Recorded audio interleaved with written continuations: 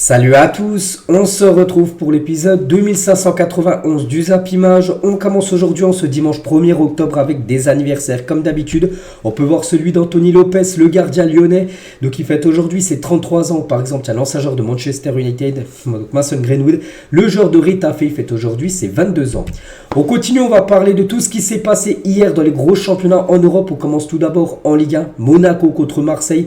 Et c'est Monaco qui s'impose 3-2 contre l'OM. A noter que Marseille menait deux fois dans le match. Ils ont mené une fois 1-0 au bout de 20 secondes de jeu. Iliman Ndiaye avait déjà été buteur. Guijo avait redonné de nouveau l'avantage 2-1 à l'OM. Mais ça n'a pas suivi vu que c'est Monaco du coup qui s'impose 3-2 à la fin de la rencontre. Donc Akliouche doublé pour lui et une passe D aussi. Donc gros match de sa part. Et Balogun également buteur côté AS Monaco. Donc les stats de la partie. Donc Marseille a eu plus de possession de balle. Donc les tirs ont été plus côté Monaco. 10 tirs, 7 tirs cadrés. Pour Monaco, 3 buts alors que Marseille c'est 8 tirs, 4 tirs cadrés et 2 buts inscrits seulement pour l'Olympique de Marseille. La une aujourd'hui du journal L'équipe version Monaco. Donc Monaco sert chaud. Donc après avoir mené 2 fois au score, l'OM de Gattuso a finalement subi la loi d'une spectaculaire équipe de Monaco. Donc l'AS Monaco reprend la place de leader avant l'affiche du jour entre Nice et Brest. Parce que si Nice s'impose aujourd'hui contre Brest, Nice repassera devant l'équipe de Monaco en tête de la Ligue 1.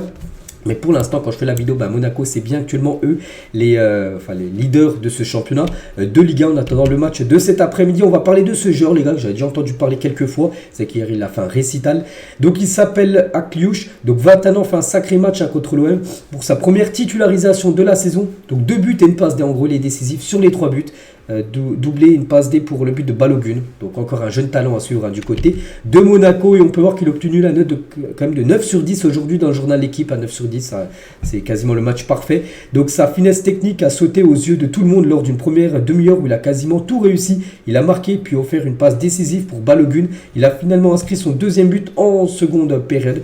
Donc voilà, grosse note et surtout gros match de la part de ce genre. Un nom bien sûr à surveiller si vous ne le connaissez pas. Donc pour lui c'est note et par exemple, enfin c'est 9. Et par exemple, en face, Mbamba, le défenseur marseillais, donc lui c'est totalement l'inverse, c'est 3 fois moins, c'est une note de 3, donc un mauvais match de la part du défenseur Chancel Mbamba. Et du côté de Marseille, parce que l'on parle un petit peu côté de Monaco, ça allait plutôt bien, mais côté Marseille, donc coup dur de nouveau pour l'Olympique de Marseille.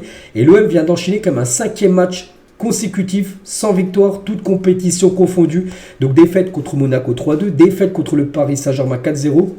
Et après, ça avait été les 3 derniers matchs précédents, 3 matchs nuls, donc contre l'Ajax, contre Toulouse et contre Nantes. Donc là, Marseille fait actuellement, on peut dire, du surplace, parce que des matchs nuls, il y en a eu 3, et là 2 défaites, donc tu n'avances pas trop les matchs nuls. Donc voilà, Marseille doit regagner, parce que le calendrier qui arrive pour Marseille, les gars, est très costaud. Donc regardez le calendrier pour l'OM. Donc là, dans quelques jours, jeudi prochain, 18h45, réception de Brighton en Europa League. Ensuite, il y aura la réception du Havre, mais après, il y aura Nice, Athènes, Lyon, Lille, Athènes et l'équipe de Lens.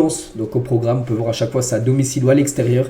Donc voilà, maintenant, cette mauvaise série là de 5 matchs en victoire, il va falloir casser ça pour Marseille. Sinon, déjà qu'ils sont quasiment en crise, ça pourrait être encore une crise plus profonde. Gattuso, les gars, à la fin du match, il a dit non, on ne peut pas être content lorsqu'on perd. C'est certain, il faut mieux faire. On a encaissé 3 buts qu'on aurait pu éviter. Ce sont des petites choses qu'il faut améliorer. J'ai remarqué beaucoup d'implication des joueurs, ça me fait plaisir. J'ai vu des bonnes choses, mais il faut progresser. Il faut faire des progrès tactiques. Les petits détails ont fait la différence.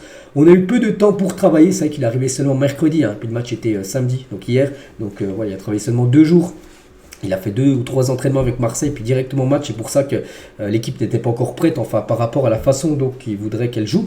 Donc ça aurait été bien mieux si on n'avait pas eu l'Europa League. Donc on a peu de temps, il faut qu'on se débrouille et qu'on comprenne vite ce qu'il faut faire, tout simplement. Jonathan Klaus aussi en conférence de presse à la fin du match, c'est ce qui est rageant. On démarre super bien le match, on met les bons ingrédients. N'oubliez pas que Marseille mène 1-0 au bout de 30 secondes de jeu. Les 2 premiers buts qu'on prend, c'est de l'inattention. C'est dommage, on fait pas mal de très bonnes choses, on donne tout pour revenir. Mais voilà, il faut qu'on se crée plus d'occasions franches. On apprend encore et toujours. Je pense qu'il y aura encore quelque chose à faire malgré tout. Tout n'a pas été très bon, mais tout n'est pas à jeter. On est frustré du résultat. Si on continue sur cette dynamique, ça va tourner. Les résultats, on espère bien sûr du côté de Marseille. Et Guijo, qui a buteur hier, il a dit c'est dur à accepter pour nous. On a mené au score 2 fois pour repartir avec 0 points, c'est décevant. Défensivement, on n'a pas été au niveau. Leur petit numéro 10 nous a posé pas mal de problèmes. Donc là, il parle bien sûr de Aklouche, je dis par rapport au gros match qu'il a fait. Le coach nous a dit qu'il ne fallait pas lâcher et garder le positif. Il faut qu'on reste soudés, on va se relever. Il y a des périodes comme ça dans une saison, ce sont des moments compliqués. Donc voilà ce qu'a pu dire tout simplement le défenseur marseillais. Et on peut voir que c'était très chaud un peu hier, parce que c'est toujours un petit peu le derby, on peut dire, même si c'est pas à côté, Marseille et Monaco. Mais voilà, c'est toujours un match spécial à Monaco-Marseille. Et on peut voir par exemple Guijo qui avec son duel avec Denis Zakaria. Voilà, c'était très très chaud hier entre les deux joueurs. Et côté Marseillais, donc côté Marseille, ce qui fait peur actuellement, c'est surtout la défense. Marseille arrive à marquer par exemple 3 buts contre l'Ajax, 2 contre Monaco, mais Marseille prend beaucoup de buts. Donc 3 contre Monaco, 4 contre Paris et 3 contre l'Ajax. 10 buts encaissés sur ces 3 derniers matchs pour l'OM, c'est ça le gros problème. Marseille va pas pouvoir... Marseille pour gagner, il faut à chaque fois marquer 3 ou 4 buts. Donc ce qui est compliqué parce qu'ils prennent tellement de buts qu'il faut bien sûr marquer plus que son adversaire. Donc là, c'est une stat où vraiment ils doivent travailler sur ça, Marseille, être meilleur défensivement parce que tu peux pas gagner des matchs, tu en prends 3 à chaque fois. Et avec 20 ballons touchés, Joachim Correa, le joueur Marseille qui a touché le moins de ballons en première période, c'est vrai qu'il a commencé titulaire, on l'a très peu vu, Joachim Correa, qui est, pour l'instant déçoit quand même depuis son arrivée du côté de l'OM. Et Iliman Ndiaye, donc premier but pour lui du côté de Marseille, donc 30 secondes de jeu, buteur, et sur le but de Guijo, c'est lui qui fait la passe D. Donc voilà, au bout de 18 minutes de jeu, il avait déjà un but et une passe D. Iliman Ndiaye, mais ça n'a pas suffi vu que Marseille s'est incliné hier. On continue, il y avait un autre match en Ligue 1 hier, c'était Clermont contre le Paris Saint-Germain, 0-0, le PSG accroché, pourtant le PSG a montré des belles choses il y a quelques jours contre Marseille avec une victoire 4-0, mais hier ça a été très compliqué du côté de Clermont. Bon après ils ont eu des occasions, 21 tirs, 10 tirs cadrés pour le PSG, c'est énorme, 10 tirs cadrés, aucun but, il y a eu quand même 10 arrêts du gardien de Clermont, qu'il faut quand même souligner comme la performance XXL, sinon le PSG aurait bien sûr gagné le match. Donc Paris ne s'attendait pas à ça, voilà un match on peut dire un peu piège. En plus, la pelouse, on sait qu'elle est un petit peu délicate du côté de Clermont, mais il ne faut pas tout remettre sur la pelouse. Il y a une petite part de la pelouse, mais il y a aussi bien sûr la prestation des Parisiens qui n'a pas été à la hauteur. Et c'est vrai que le PSG, cette saison en Ligue 1, c'est moyen. Donc 7 matchs joués en Ligue 1, 3 victoires, 3 matchs nuls et une défaite. Et sous l'air QSI, c'était jamais arrivé les gars. Donc Paris compte 12 points après 7 matchs de Ligue 1 cette saison, son plus faible total à ce stade d'un exercice sous l'air QSI. Donc depuis 2011, en gros, le PSG réalise le pire début de saison, voilà, sous l'ère qatari. Pourtant on a l'impression que le PSG joue bien, on avait pu voir contre Lyon, on avait pu voir contre Marseille, tout ça, mais niveau stats les gars, c'est très moyen les gars. J'ai dit avec déjà 3 nuls, une défaite et seulement 3 victoires en 7 matchs, c'est moyen ce début de saison du côté de Paris. On revient les gars sur le gardien de Clermont, donc Mouri Dio qui a réalisé 10 arrêts cet après-midi face au PSG. L'international sénégalais était en feu, voilà, Clermont peut vraiment le remercier parce que c'est grâce à lui que Clermont prend un point. N'oubliez pas que Clermont était dernier avant le match hier, maintenant c'est avant-dernier, ils sont repassés devant l'équipe de Lyon. Kylian Mbappé a appelé ses coéquipiers pour aller saluer les supporters ayant fait le long déplacement entre Paris et Clermont.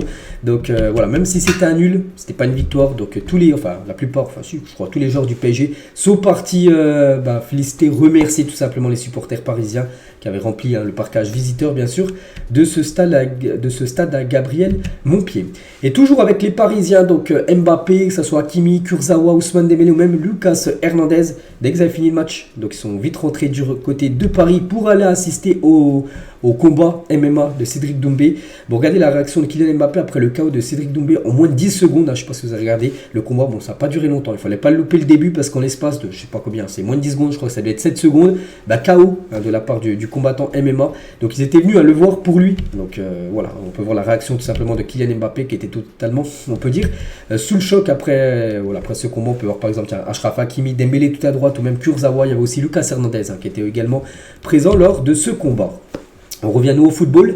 Le programme aujourd'hui, donc toutes les affiches à Lyon contre Reims, ça à 13h là. Anthony Lopez qui fête son anniversaire aujourd'hui va vouloir faire un clean sheet. On sait que Lyon sont en grande difficulté. Il y aura aussi Nice-Brest. Si Nice s'impose, Nice retrouvera sa place de leader. Le Havre-Lille, Toulouse-Metz, Lorient-Montpellier et Rennes-Nantes. C'est le derby, on peut dire, entre ces deux équipes. On parlera de tous ces résultats demain lundi. On peut voir rapidement le classement, les gars. Donc Monaco en tête à 14 points devant Brest 13 points, le PSG 12 points et Nice 12 points et Reims 10 points. Donc toujours très serré. Bon, après on est seulement au bout de 7 journées. C'est pour ça que voilà, il n'y a encore pas trop d'écart, on va dire, entre beaucoup d'équipes en tête du classement. Donc les derniers, Toulouse, Clermont et Lyon, les gars. Lyon avec seulement 2 points. Là ça fait 2 points pour Clermont, 2 points pour Lyon. Et après Toulouse qu'on a déjà 6. C'est pour ça que Lyon, même s'ils s'imposent, ils seront toujours avant-dernier aujourd'hui. Donc c'est pour ça qu'il va falloir prendre des points pour l'Olympique Lyonnais. On passe rapidement à la Ligue 2, les gars, on va parler du surprenant leader Laval qui jouait hier contre Valenciennes, se sont imposés 1-0 et 5 victoires en 5 matchs à domicile pour eux, c'est vrai que c'est très costaud. Et 7e match consécutif sans défaite pour le Stade Lavallois cette saison en Ligue 2. Voilà, ils ont tout gagné, à part un match nul contre Quevilly où il y a eu 0-0, donc Laval reste leader et a signé sa 9e victoire consécutive à domicile ce samedi sur 2 saisons, fin de saison dernière et cette saison-là. Donc 22 points pris sur 27 possibles après 9 journées de Ligue 2 cette saison. N'oubliez pas que cette équipe, les gars, s'était maintenue la saison dernière lors de l'ultime journée. Lors du dernier match, je ne savais même pas s'ils allaient rester en Ligue 2 ou descendre en National. Puis là, ils réalisent un début de saison complètement fou. Et ils allaient viser encore de nouveau le maintien et puis là... Bon, peut-être pas, ils pensent peut-être pas encore à la montée, mais s'ils continuent comme ça, les gars, ils vont peut-être penser à la montée très prochainement. Cette équipe de Laval, ça fait plus de 34 ans qu'ils n'ont pas joué dans la première division française. Les autres résultats, Saint-Etienne qui s'impose 1-0 du côté de Troyes, c'était hier, je sais pas, en grosse équipe. Il y a un l'AGOCR, les gars, qui cartonne aussi, 3-1 contre l'équipe de Rodez. Grenoble aussi, grosse équipe, qui joue à Côte Bordeaux, victoire 2-0 des Grenoblois. Donc il reste un match, Ajaccio contre Bastia, le derby.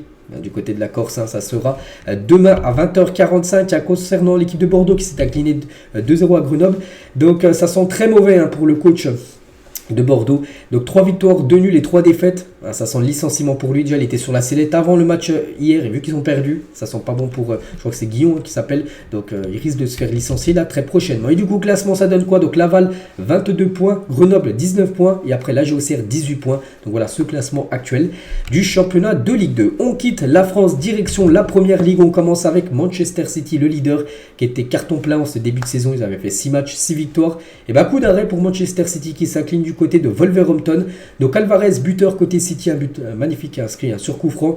Ruben Dias contre son camp et Wang, donc un joueur coréen, buteur côté Wolverhampton. Donc voilà, City a bien sûr beaucoup dominé, 68% de possession de balle, 23 tirs, 8 tirs cadrés, un but seulement marqué. Et l'équipe de Wolverhampton, les gars, c'est seulement une frappe cadrée, le but de Wang. Et l'autre but, c'est un but contre son camp. Et du coup, voilà, des fois il y a des matchs comme ça. Et du coup, c'est Wolverhampton qui s'impose et surtout qui casse la magnifique série, bien sûr, de City d'invincibilité. Et c'est vrai que Wolverhampton, les gars, ils galèrent contre les petits. Ils ont fait un partout contre Luton Town. Ils avaient perdu contre Ipswich, c'est la Carabao Cup, c'est en milieu de semaine, et ils gagnent contre Manchester City, un gros morceau. Donc voilà, surprenant. Ils peuvent perdre contre n'importe qui, mais peuvent gagner contre n'importe qui, cette équipe de Wolverhampton. Et ça, c'est du tweet qui tweet. Donc hier, en conférence de presse, donc Pep Guardiola parlait de Wang In-chan, donc vous savez, le deuxième buteur du match hier, comme le joueur coréen là, il avait dit ça, parce qu'il ne le connaissait pas trop, tu vois. Pep Guardiola, quand il parlait de Wolverhampton, il disait, ce joueur, Wang, c'est le joueur coréen là. Puis du coup aujourd'hui, il a marqué hier, bien sûr, ce genre coréen. Donc c'est pour ça que Wolverhampton, dès qu'il a marqué, ils ont mis The Korean. En gros, ce gars coréen, juste pour, vu qu'il ne le connaissait pas, maintenant il le connaît, bien sûr, Pep Guardiola, vu que c'est lui qui a été le deuxième buteur de cette rencontre hier, lors du match contre City. On va parler de l'autre Manchester, donc pas une bonne soirée, enfin pas une bonne journée hier pour les habitants de Manchester, que ce soit City qui s'est incliné, la même chose pour United qui s'incline contre Crystal Palace 1-0. Pourtant, ils les avaient affrontés là il y a quelques jours en Carabao Cup. Coupe de la Ligue anglaise a gagné 3-0, mais cette fois-ci en première ligue, ça coince pour Manchester qui s'incline 1-0. Andersen, l'unique buteur du match à la 25e minute de la rencontre. Donc les stats, 77% de possession de balle, c'est énorme comme pour Manchester United, 19 tirs, 4 tirs cadrés, aucun but. Et l'équipe de Crystal Palace, plus efficace, 2 tirs cadrés et ça fait un but. Et voilà, à la fin du match, c'est eux qui prennent les 3 points. Et côté Manchester United, c'est une catastrophe, seulement 9 points pris en 7 journées. Ils ont fait 3 victoires, 0 nul, mais surtout 4 défaites pour Manchester United. C'est leur pire début de saison en championnat en 34 ans. Jamais les a réalisés depuis 34 ans. Là, 6 mauvais débuts de saison qu'ils sont en train de réaliser actuellement. Attention Eric Ten Hag, parce que Manchester, on sait que c'est un grand club. Et quand les résultats ne sont pas là, le premier à sauter, c'est l'entraîneur. Attention à lui. Donc voici, par exemple, il y a les derniers résultats de Manchester, que ce soit en première ligue, que ce soit en Ligue des Champions, avec la défaite contre le Bayern Munich 4-3. Donc voilà, actuellement, c'est plutôt délicat la situation de Manchester.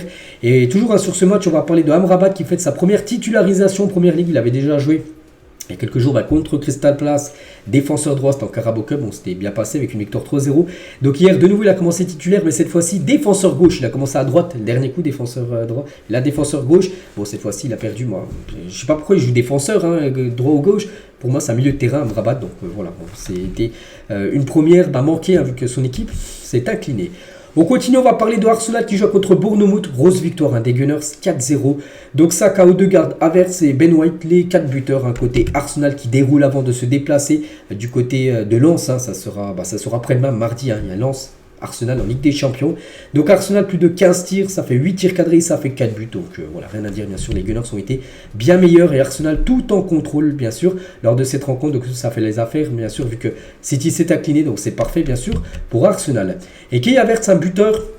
Il vient enfin de marquer son premier but. Il n'a toujours pas marqué depuis son arrivée. Lors du dernier mercato, ça y est, premier but. Il débloque enfin son compteur de but du côté de son nouveau club. On va parler de Newcastle, qui est un futur adversaire du Paris Saint-Germain qui joue contre Burnley. Et Newcastle s'est imposé 2-0 à Newcastle sur les 2 derniers matchs. C'est 10 buts inscrits. Donc de là, ils avaient gagné 8-0 lors du dernier match contre Sheffield. Et du coup, voilà, il prépare parfaitement la réception du PSG mercredi. Donc Almiron et Isaac sur penalty ont été les 2 buteurs côté Newcastle. On peut voir les statistiques de la partie. Tottenham-Liverpool, grosse affiche. Et c'est Tottenham qui s'impose vraiment dans les dernières minutes. 2-1, donc Hugminson buteur et Matip buteur contre son camp à la 96e minute de jeu. Sinon il y aurait eu un partout. Donc Liverpool, les gars, Gakpo a été buteur, mais à noter que Liverpool a joué une bonne partie du match à 10 contre 11 et les 30 dernières, enfin même les 20 dernières minutes à 9 contre 11. Ils jouent avec 2 joueurs en moins en fin de match, c'était une catastrophe, ils ont pris 2 rouges. Donc les stats de la partie, donc la victoire est plutôt logique quand on regarde bien sûr les stats de Tottenham. Donc victoire au bout du bout avec ce but contre son camp, voilà, de Matip. En plus, bon, j'ai pas vu le match, mais j'ai vu son but où c'est un centre. Ça fait penser un peu à Ramos il y a quelques jours contre le Barça, mais là vraiment il envoie une grosse frappe en pleine lucarne, mais contre son propre but, tout simplement, le genre Matip. Donc voilà, donc Liverpool est actuellement réduit à 9, ça ils ont fini le match les 20 dernières minutes à 9 contre 11. Ils ont pris 2 rouges. Par exemple, Jota, les gars, qui a pris double carton jaune dans l'espace de 1 minute. Et du coup, ça fait carton rouge pour Jota qui a laissé ses coéquipiers. C'était à 10 contre 11. Du coup, à 9 contre 11. Et ça a été compliqué, bien sûr, pour Liverpool. Il y a quelques photos. On peut voir Klopp. C'est dommage, parce qu'ils auraient pu accrocher au moins le match nul. Ça aurait été un point miraculeux, surtout avec 2 joueurs en moins lors de la rencontre. Mais voilà, ils perdent le match. Et du coup, ça fait surtout les affaires, tout simplement, de Tottenham. Et dans ce match, les gars, normalement, il y aurait dû avoir un but valable de Luis Diaz, un joueur de Liverpool. L'organisme responsable de l'arbitrage en Première Ligue a admis dans un communiqué que le but refusé à Luis Diaz pour hors-jeu aurait dû être validé. C'était une erreur évidente et le but aurait dû être accordé, mais la VAR n'a pas fonctionné ce moment-là. Je sais pas, la VAR ne marchait pas pendant ce match. Et du coup, le but a été refusé alors qu'il aurait dû être accepté. Ça aurait changé bien sûr le match. Et du coup, ça fait défaite, bien sûr, de l'équipe de Liverpool. Et concernant l'équipe de Tottenham, donc eux, ça va très bien en ce début de saison. Et on va parler d'Hugminson. Donc buteur face à Liverpool, Hugminson est désormais le 2e meilleur buteur de Première Ligue avec 6 buts, 2 de moins que Haaland, lui qui a 8 buts. Haaland qui n'a pas marqué lors du match hier, c'est plutôt Alvarez. Donc voilà, 6 buts pour Hugminson. Et Hugminson, c'est son 109e but en Première Ligue et il dépasse un certain Peter Crouch et ses 108 réalisations dans le championnat anglais. Donc félicitations bien sûr au Sud-Coréen. Et toujours sur ce match, tiens, regardez le duel de coq argentin, donc les 2 Argentins, Romero et Alexis McAllister, 2 champions du monde. Donc Alexis McAllister, il a dit normal quand vous jouez à 12. Alexis McAllister, il a dit ça par rapport à l'arbitre qui était avec Tottenham. Et Christian Romero, défenseur Tottenham, il a dit va pleurer à la maison. Les 2 sont copains, mais on peut voir qu'ils sont taillés sur les réseaux sociaux à la fin du match. Vu que les 2 étaient l'un contre l'autre lors de cette rencontre hier. Et côté Tottenham, donc il se place actuellement 2e, 5 victoires, 2 nuls, 0 défaites. On se demandait avec l'après Harry Kane qui quittait le club, est-ce que ça va être la descente totale pour Tottenham? Pas du tout les gars. Tottenham fonctionne très très bien sans l'ancien joueur maintenant qui a rejoint bien sûr l'équipe du Bayern Munich. On va parler d'Aston Villa qui joue contre Brighton, c'est le gros carton du côté de l'appel. Il y a chaque fois un gros match avec un carton. Donc la dernière journée c'était le 8-0 Newcastle, là c'était le 6-1 d'Aston Villa contre Brighton. Donc Oli Watkins triplé, Estupinan but contre son camp, Ramsey buteur et David Luiz, je ne sais plus c'est Douglas Luiz je crois, buteur côté Aston Villa. Fati les gars, buteur côté Brighton, son premier but pour le joueur du Barça prêté bien sûr du côté de Brighton. Les stats de la partie donc efficace Aston Villa, c'est 9 tirs cadrés pour 6 buts inscrits, seulement 3 arrêts du gardien de Brighton. Donc voilà, l'humiliation, c'est vrai que c'est ça les gars, ça reste quand même un gros score. Et Aston Villa est sur 10 victoires consécutives à domicile en première ligue. Voilà, j'ai pas cité toutes les équipes. Bon, il y a quand même des grosses équipes, on peut voir Tottenham, on peut voir Newcastle, grosse équipe. Donc voilà, 10 victoires d'affilée à domicile, c'est peut-être leur meilleure série quasiment de leur histoire. Voilà, ça performe très bien. Et Watkins les gars contre Brighton, jeudi, donc triplé pour lui et une passe décisive sur 4 des 6 buts inscrits par Aston Villa hier pour l'attaquant anglais. Et Ollie Watkins devient le deuxième joueur de l'histoire à inscrire 2 triplés avec Aston Villa, parce qu'il a déjà inscrit un triplé, bon je sais plus c'était quel match, un match précédent, et le match hier. Donc voilà, c'est seulement le deuxième joueur de l'histoire d'Aston Villa à inscrire 2 triplés du côté de cette équipe. Et Brighton, les gars, on va parler d'eux, parce que Brighton, c'est compliqué pour eux. N'oubliez pas que Brighton se déplace à Marseille, jeudi à 18h45. Et sur les 4 derniers matchs, seulement une victoire et 3 défaites contre Aston Villa 6-1, Chelsea et l'AEK Athènes. Ils avaient gagné seulement contre Bournemouth. Donc Roberto De Zerbi, après la défaite 6-1 à Villa ce samedi, il a dit jeudi à Marseille, vous verrez un autre Brighton. Donc voilà, Marseille est prévenu les gars, ça serait une équipe totalement différente avec une autre envie. Donc voilà, 2 équipes quasiment en crise. Parce que Brighton, les résultats sont pas ouf. Marseille, 5 matchs, on a parlé tout à l'heure, sans gagner. Donc on a hâte d'être à jeudi bien sûr pour suivre cette rencontre. On va parler d'Everton contre Luton Town. Luton Town s'est imposé, première victoire pour eux pour cette nouvelle saison, et surtout Luton Town a mené dans le match. Et Lyon du coup est maintenant désormais la seule équipe du top 5 européen à ne jamais avoir mené au score cette saison après le but de Luton Town face à Everton. Il restait Empoli. Du coup ils avaient gagné Empoli, je crois c'était il y a quelques jours. Il restait Luton Town et Lyon. Luton Town a gagné hier, donc du coup ils ont mené dans le match. Et maintenant il ne reste plus que Lyon. Lyon est la seule équipe des 5 gros championnats européens, n'a toujours pas mené une fois, une seconde même dans une rencontre. Donc voilà, aujourd'hui on verra ce que ça va donner pour l'Olympique lyonnais. On revient nous à la première ligue, parce qu'on parlait de Lyon, c'était par rapport à Luton Town qu'on menait. Donc niveau résultat, donc on a parlé quasiment tous les matchs, à quoi que j'ai pas parlé. Tiens, West Ham 2-0 contre Sheffield, Sheffield qu'on a pris 8 contre Newcastle, ils en prennent 2 hier contre West Ham. Everton, non, si on a parlé contre Luton Town, puis souvent on a parlé de tout. Donc aujourd'hui Nottingham Forest, Brentford, et demain il y aura Fulham contre Chelsea pour finir cette journée d'EPL. Et du coup le classement, donc City, un point d'avance sur Tottenham ex aequo avec Arsenal, Liverpool juste derrière 16 points, donc voilà c'est très serré bien sûr en tête. De l'appel à noter que Manchester United est 10e, Chelsea est 15e du championnat. C'est une catastrophe. Bon, Chelsea qui joue demain, il va falloir s'imposer du côté de Fulham. Et tiens, regardez un gros match les gars, le premier contre le 3e, c'est Arsenal, c'est le 8 octobre, c'est la semaine prochaine journée les gars, un gros Arsenal Manchester City au programme. On quitte l'Angleterre, direction l'Espagne. On commence avec le Real Madrid qui jouait du côté de Girona. Girona, c'était impressionnant. Ils restaient sur 6 victoires d'affilée. Ils avaient fait match nul lors de la première journée, puis les 6 matchs qui avaient suivi, que des victoires. Ils jouaient contre le Real, et là le Real a remis les choses au clair. Une victoire 3-0 du Real Madrid. Joselu Tchouaméni, premier but pour lui du côté du Real en 54 matchs. C'est son premier but inscrit. Et Bellingham, bien évidemment. S'il y a des buteurs du côté du Real, Bellingham est souvent dedans. Et du coup ça fait une belle victoire 3-0. Donc les stats, 14 tirs, 7 tirs cadrés, 3 buts pour le Real Madrid. Et le Real Madrid en maîtrise totale. Et Jude Bellingham, donc il a marqué un but et aussi délivré une passe décisive sur 2 des 3 buts inscrits par son équipe. Et Jude Bellingham cette saison avec le Real Madrid, c'est déjà 8 matchs joués, 7 buts et 2 passes décisives. Pas mal pour un joueur quand même qui joue numéro 10, c'est pas un joueur qui joue numéro 9. Il arrive souvent à être décisif dans ce début de saison. Et Tchouaméni, je dis, premier but pour lui depuis qu'il est arrivé. Ça fait déjà depuis l'été, il y a plus d'1 an, les gars, il n'a jamais marqué la saison dernière. Donc premier but pour lui. Donc on est content bien sûr parce que le mérite, vraiment, il fait un gros début de saison, le milieu français. On va parler du capitaine du Real Madrid, Nacho, qui a un petit peu disjoncté. Pourtant le score était 3-0, je ne sais pas ce qu'il lui a pris. Donc le tacle monstrueux de Nacho qui a logiquement été exclu en toute fin de match. On peut voir la grosse semelle qu'il a mis sur, je crois que c'est d'être Portu, je crois. Donc c'est pas comme si le Real Madrid menait 3-0 en plus. Donc il a pris carte rouge, devrait louper les 3 prochains matchs. Le défenseur espagnol. On continue avec aussi la Real Sociedad contre Bilbao hier. C'était le derby basque, vous savez, dans le nord-ouest de l'Espagne. Et c'est la Real Sociedad qui a mis une grosse punition comme à l'Athletic Bilbao, 3-0. Donc le Normand Kubo et Oyarzabal, les 3 buteurs côté Real Sociedad. Donc les stats de la partie, donc efficace, la Real Sociedad a 5 tirs cadrés et ça fait 3 buts, alors que Bilbao ils ont eu pas mal de tirs mais aucune a fini au fond, défilé. Et Kubo les gars, j'ai dit un double, le deuxième buteur à la 48e minute de jeu. Donc il nous a fait une célébration. Qu'est-ce qu'il nous a fait? Donc il a fait déjà mine qui s'était blessé derrière la cuisse en faisant sa célébration, la vie d'être marqué. Et pas du tout les gars, juste après il a torqué, voilà, il a fait ça, donc on ne sait pas pourquoi il a fait ça, Kubo, donc voilà, concernant sa célébration qu'il a pu faire le jeune japonais. Et ce supporter, regardez, de Bilbao qui prenait un 3-0, du côté du voisin, bien sûr, la Real Sociedad. Donc on peut voir qu'il était plutôt souriant. On peut voir voilà, les supporters, bien sûr, de la Real Sociedad qui étaient très contents. Puis lui, bras croisés, hein, le supporter de Bilbao, malgré son équipe perdait 3-0, il avait le sourire. Les autres rencontres, il y avait Retafe contre Villarreal 0-0, Rayo Vallecano contre Mallorca 2 partout. Mallorca qui a déjà fait un 2-2 il y a quelques jours contre le Barça. Et voilà. Sinon aujourd'hui, on peut voir le programme, par exemple, le Betis contre Valence ou même l'Atlético Madrid contre Cadix au programme. Aujourd'hui à 21h, on peut voir aussi les deux autres affiches. Une autre affiche demain, Las Palmas contre le Celta Vigo. Niveau classement, ça donne quoi? Donc le Real Madrid avec sa victoire repasse leader de la Liga devant le Barça et Gérone. Donc 21 points, 20 points et 19 points. Voilà les points par rapport aux 3 premiers du championnat. Direction l'Italie, on commence avec l'Inter Milan. Salernitana Inter 4-0 pour l'Inter Milan et ça a été le festival de Lautaro Martinez. Donc tout d'abord les stats à 16 tirs, 6 tirs cadrés et 4 buts inscrits par l'Inter. Pourquoi ça a été le festival? Parce que ce joueur a inscrit le quadruplé, il a inscrit tous les buts. 4 buts pour lui, donc il a pu bien sûr repartir avec le ballon du match. Donc quadruplé, hein, c'est plutôt rare. Et surtout que le joueur a commencé sur le banc. 54e minute de jeu.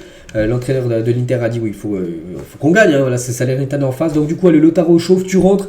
Et voilà, l'espace de je sais pas, à peu près 30 minutes qu'il a pu jouer, mais il a marqué 4 buts tout simplement. Donc incroyable, bien sûr, Lautaro Martinez. Et actuellement, c'est lui le meilleur buteur de Serie A avec 9 buts inscrits en 7 matchs avec son quadruplé. Voilà, maintenant il passe premier au classement des meilleurs buteurs. Là aussi, même résultat les gars, 4-0. Donc c'était Lecce qui faisait pourtant un bon début de saison. Il joue contre Napoli et Naples s'est imposé 4-0. Donc voilà, on peut voir les 4 buteurs. Osimhen a été par exemple buteur dans ce match. Hein, donc belle victoire bien sûr de Naples. L'AC Milan joue contre la Lazio et l'AC Milan s'est imposé 2-0. Pulisic et Okafor ont été les 2 buteurs côté milanais. Donc voici des statistiques de la partie. N'oubliez pas que Milan se déplacera à Dortmund. Hein. C'est mercredi bien sûr en Ligue des Champions. N'oubliez pas que ces deux équipes sont dans le groupe du PSG et de Newcastle. Et il est à haut les gars. Donc il n'a pas marqué sur les 2 buts, mais c'est lui qui délivre les 2 passes D pour Pulisic et Okafor. Donc 2 nouvelles passes D par Rafael Leao. Aujourd'hui le Portugais continue sur le même rythme que la saison passée. 8 matchs et déjà 3 buts et 4 passes décisives pour le joueur Rafael Leao. Et Pulisic un buteur. Et c'est déjà son 3e but cette saison pour l'ancien joueur de Chelsea. Ça se passe plutôt bien pour lui du côté de l'AC Milan. Et Maurizio Sarri, donc le coach de la Lazio, qui a pris 2-0 hier, pèse contre le calendrier. Il a dit nous sommes victimes d'un cocktail mortel. Je n'ai jamais vu personne enchaîner 3 matchs à l'extérieur contre Naples, la Juventus et Milan. Je suis énervé contre l'UEFA, la FIFA, la Serie A et toute cette bande pour le calendrier fou. Ils envoient ses enfants à l'abattoir sans que personne n'intervienne. C'est que lui, il a des gros déplacements. Donc Naples, la Juve et là, c'était Milan. Donc non, voilà ce qu'a pu dire. Le coach tout simplement Sarri qui n'est pas du tout satisfait du calendrier. Du coup les 3 résultats hier, donc Naples, AC Milan et l'Inter, en gros les 3 grosses équipes se sont imposées aujourd'hui. Donc en grosse équipe il y a par exemple la Juve du côté de Bergame, c'est un gros match à 18h où l'AS Roma qui doit s'imposer parce que l'AS Roma pour le début de saison est catastrophique. Il joue contre Frosinone, ça sera ce soir à 20h45, on peut voir aussi 3 autres affiches demain lundi. Le classement ça donne quoi? Donc l'Inter en tête avec 18 points, pareil avec l'AC Milan 18 points. Et après il y a un creux quand même parce qu'après on perd 4 points et c'est Naples après avec 14 points. Donc après la Juve, voilà l'Atalanta. Donc vraiment les grosses équipes sont toutes en tête, à part l'AS Roma vraiment ils sont 16e. Pour l'instant c'est très compliqué. Direction l'Allemagne, on va parler de ce gros match. Leipzig contre le Bayern, n'oubliez pas qu'il y avait déjà eu ce match. Un match officiel, c'était la Super Coupe d'Allemagne où Leipzig a mis un 3-0 en tout début de saison au Bayern. Donc cette fois-ci, 2 partout. Pourtant Leipzig a mené 2-0 dans le match et le Bayern a su revenir au score grâce à Harry Kane et Leroy Sané en seconde période. Chacun a eu sa période. Leipzig, Openda, Lukeba, les 2 buteurs en première période. Et Harry Kane et Sané, les 2 buteurs. Bayern à côté, pour la deuxième période. Donc les stats de la partie. Et le Bayern ne lâche rien parce qu'ils perdaient 2-0. Ils sont revenus à 2 partout. Donc on va dire que c'est un bon point pris bien sûr pour le Bayern. Et avec 25 buts, donc Harry Kane est pour l'instant le meilleur buteur parmi les 5 grands championnats européens en 2023 depuis janvier. On regarde dans les gros championnats, donc les 5 gros championnats, c'est Harry Kane qui a marqué le plus de buts en championnat, déjà 25 buts pour lui. Il fait mieux que Haaland ou même Kylian Mbappé. Et côté Leipzig, les gars, donc 2 anciens joueurs de Ligue 1, Leipzig se régale sur ce début de match. Donc Openda, buteur à la 20e, et Lukeba, buteur sur une passe D de Luis Openda. Donc voilà, bien sûr, ça se passe plutôt bien. La Ligue 1 des talents, bien sûr. On critique souvent la Ligue 1, mais voilà, la Ligue 1, les gars, quand elle perd des joueurs, après ces joueurs performent, que ce soit en Allemagne ou souvent du côté de l'Angleterre. Mayence contre le Bayer Leverkusen, 3-0, ça fonctionne, ça roule très bien aussi, ça déroule du côté de Leverkusen. Pourtant les stats sont pas énormes pour Leverkusen, seulement 6 tirs, mais 3 tirs cadrés comme le Mayence, Mais voilà, les 3 tirs cadrés, les 3 ont fini au fond des filets, aucun arrêt du gardien de Mayence. Et Leverkusen en grande forme à 8 matchs, toutes compétitions confondues pour 7 victoires et un nul. C'était en plus au Bayern Munich, vous avez fait 2 partout. Donc voilà, ça se passe très très bien sûr pour cette équipe de Leverkusen. Donc voilà, pour l'instant, leur résultat depuis le début de la saison. Les autres résultats, Stuttgart s'est imposé 2-0 du côté de Cologne. Gladbach s'est imposé 3 du côté de Bochum. Union Berlin s'est incliné chez le promu Heidenheim. Et Francfort s'est incliné 2-0 du côté de Wolfsburg. Donc aujourd'hui, 2 affiches pour finir cette journée en Allemagne. Et le classement, donc Leverkusen, Stuttgart, Bayern et Dortmund et Leipzig, les 5 premières équipes aux 5 premières positions de ce classement. Du côté des Pays-Bas, on va parler de tous les matchs. Là, le Feyenoord s'est imposé 3 hier, le PSV la même chose, 3-1. L'équipe de l'Ajax, encore un match arrêté. On s'est dit qu'est-ce qui s'est passé, encore les supporters Crondy-Jocté n'ont rien à voir les gars. Donc il y avait 3-2 pour l'Ajax, ça s'est arrêté à la 82e minute de jeu à peu près. Pourquoi? Parce qu'une énorme pensée pour Etienne Weissen, donc gardien de l'équipe de Waalwijk, donc l'équipe qui affrontait l'Ajax, qui est blessé très sérieusement après une collision avec Brian Brobey. Donc en gros il est tombé quasiment dans le coma. Match arrêté, on attend de nouvelles du gardien qui a été évacué, il est parti à l'hôpital, c'était très très grave, vraiment on était tous inquiets, c'est pour ça que le match n'a pas repris, parce qu'on avait peur du pire, on sait ce qu'il aurait pu être. Donc des nouvelles, là, j'ai pu avoir des nouvelles. Donc le gardien transporté à l'hôpital est désormais conscient et hors de danger. Donc voilà, bonne nouvelle les gars. Mais bon, il a subi un énorme choc, c'est pour ça que le match a été arrêté, restait 10 minutes. Donc je pense que le match va peut-être encore reprendre, peut-être aujourd'hui pour finir juste seulement les 10 dernières minutes du match où l'Ajax a mené 3-2 en fin de rencontre. Toujours avec les résultats hier, du côté de la Turquie, il y avait aussi quelques matchs. Le Galatasaray s'est imposé 2-1 hier. Avec par exemple, il y a un but, les gars, de Wilfried Zaha, grosse frappe de Wilfried Zaha, et son premier but avec l'équipe turque du Galatasaray. On va le programme aujourd'hui. Le Fenerbahçe ou même le Beşiktaş, joue aujourd'hui dimanche. Du côté du Portugal, le Sporting s'est imposé 3-2 hier du côté de Farense. N'oubliez pas que le Benfica s'est imposé 1-0 contre Porto. C'était vendredi soir. Donc il y a encore des matchs aujourd'hui et encore aussi un match demain. Voilà, c'est étalé depuis jeudi cette journée du côté de la Liga portugaise. Du côté de l'Arabie Saoudite, l'équipe de Al Ahly a fait 0-0 contre l'équipe de Al Ettifaq. Donc, regardez l'avant-match, on peut voir que les tunnels sont trop bons en Arabie Saoudite pour Edouard Mendy. Pour entrer sur la pelouse, les gars, Mendy touchait avec sa tête tout simplement le haut du tunnel. Donc voilà, c'est coup dur pour l'équipe bien sûr de Riyad Mahrez, Edouard Mendy ou même Alassane Maxima. 0-0. Au niveau classement, ça donne quoi? Donc Al Ahly, ils sont 6e, toujours ce classement dominé par Al Hilal, l'équipe de Neymar, et 2e Al Ittihad, l'équipe par exemple de Kanté ou même Benzema. Et on finit les gars ce long épisode aujourd'hui avec une petite info concernant la Coupe de France. Là ce week-end, c'est un week-end de Coupe de France. Et le Puy du Fou, une équipe de National 2, s'est imposée 19-0 face à Orez, une équipe de D1 lors du 4e tour de Coupe de France hier. Bravo au REC pour son parcours au Puy qui aura respecté son adversaire du soir. Donc voilà, 19-0 ils se sont imposés. Bon après il y avait je sais pas combien de divisions d'écart, peut-être 5 ou 6. Donc voilà, concernant, n'oubliez pas là c'est les N2 qui rentraient. Le tour prochain c'est les nationales, puis après ça sera les Ligue 2, puis après les Ligue 1 qui rentreront bien sûr pour la Coupe de France. Donc voilà les gars ce qu'on va dire aujourd'hui, j'espère que ça vous a plu. On se retrouve demain bien sûr pour parler de tous les autres matchs du jour. Et moi je vous souhaite une bonne journée et à demain.